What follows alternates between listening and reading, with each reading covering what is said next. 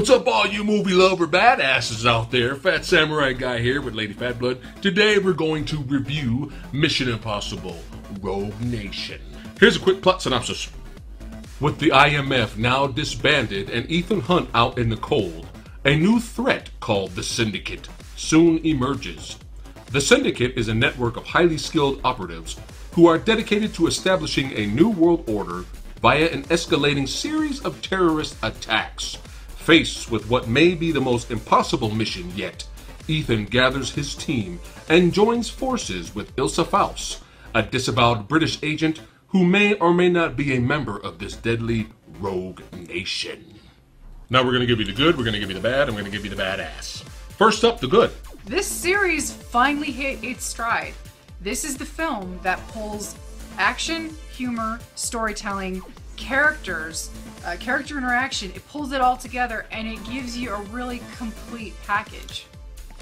The story's pretty easy to follow, and best of all, no MacGuffin! We do not have a MacGuffin in this movie! We are after the guy who is head of this syndicate introduced in Ghost Protocol, and we're tracking this guy. Well, there is the code. We have a code, of course, but it's about him. And all the performances of everybody in this film was very well done. Jeremy Renner actually given more to do now, which was great. And finally, we have our boy back. Ving Rhames is back. That's right. Awesome as ever. And him and Jeremy Renner had a really good dynamic in the series. Obviously, Renner was introduced in the last film, and Luther didn't show up until the very end, so they really didn't meet. And Luther at one point, because nobody knows what's going on, at one point you're not really sure which side of the fence Renner is on, only because Hunt is acting a little obsessed in this film, and Renner's starting to question him, and Ving, or Luther, is obviously loyal to Hunt. And at one point he comes out and says to Renner's character, I don't know you. I'm Hunt's friend. You know, if you at any point, if I think you're gonna betray him. And I also thought that was pretty cool because the CIA at this point has taken over the IMF. Alec Baldwin, who also acts well in the film, is the head of the CIA, and he's pretty much taken over and trying to get Jeremy to do his bidding and trying to get Simon Pegg to catch him in a lie to see if any of these guys are helping their old boy Hunt.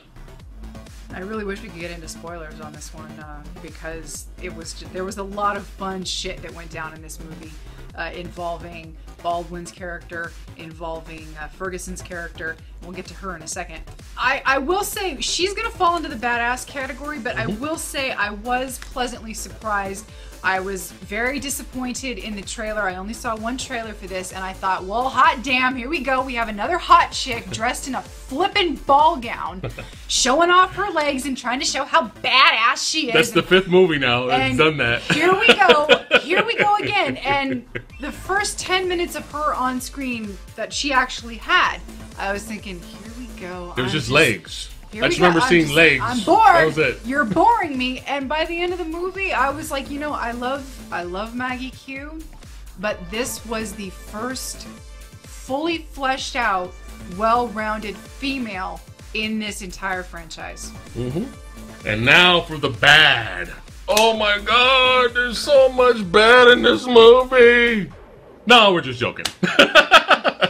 This movie was great. It's a lot of fun. If we have to be picky and pick a bad, I would have to say the ending was a little abrupt. Okay, it's just like, and we're done. That's it.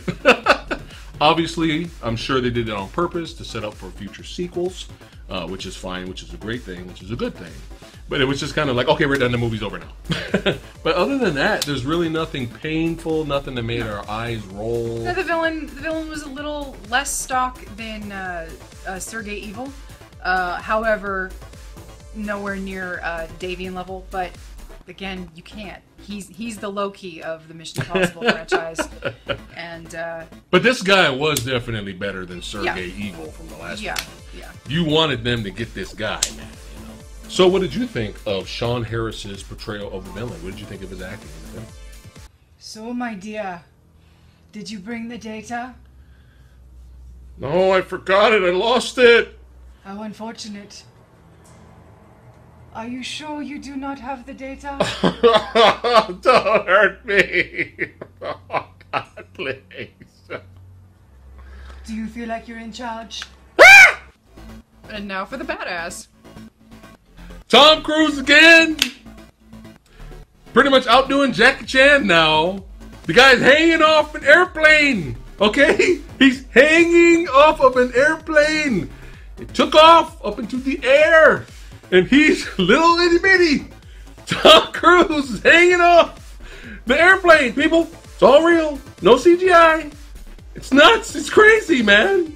And all the crazy driving sequences where he's driving in the car with Simon Pegg, he's doing all the driving.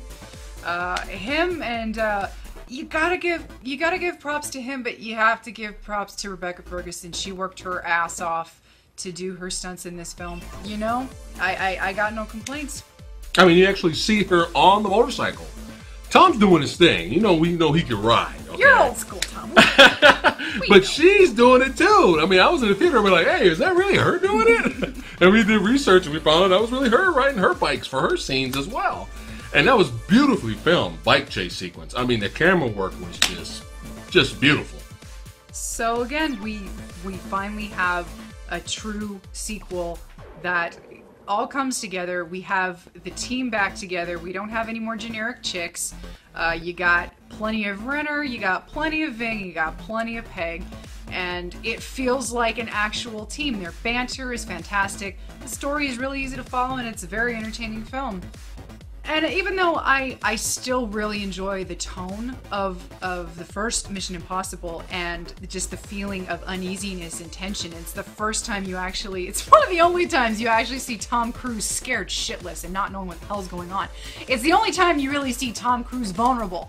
Even though Tom Cruise gets his ass kicked in these series, he still survives a lot of shit where you're just like, nah. Suspension of disbelief, folks. It's a fun thing to do. And so even though I enjoy the atmosphere and the tension of the first film probably more than this one, I do feel that this is the movie that is bringing it all together. And if we get a sixth one, I hope they stay in this direction. Keep this crew around. Don't be trading up anybody. I want to see Rebecca Ferguson again if that's possible. Who knows with these films? So my rating is, I give it a 4 out of 5. I also had a lot of fun with this movie. I mean, I had a blast. So I give Mission Impossible Rogue Nation 4.5 out of 5 Ninja Stars. Alright, that's it for our review of Mission Impossible Rogue Nation. Let us know in the comments below if you enjoyed it, if you were like, or you're like, this is awesome, or if you thought it sucked. Let us know, and if you enjoyed this video, hit that like, share, and subscribe button, and we'll see you next time for our review of Fantastic Four. Not Rise of the Silver Surfer. Do you feel like you're in charge?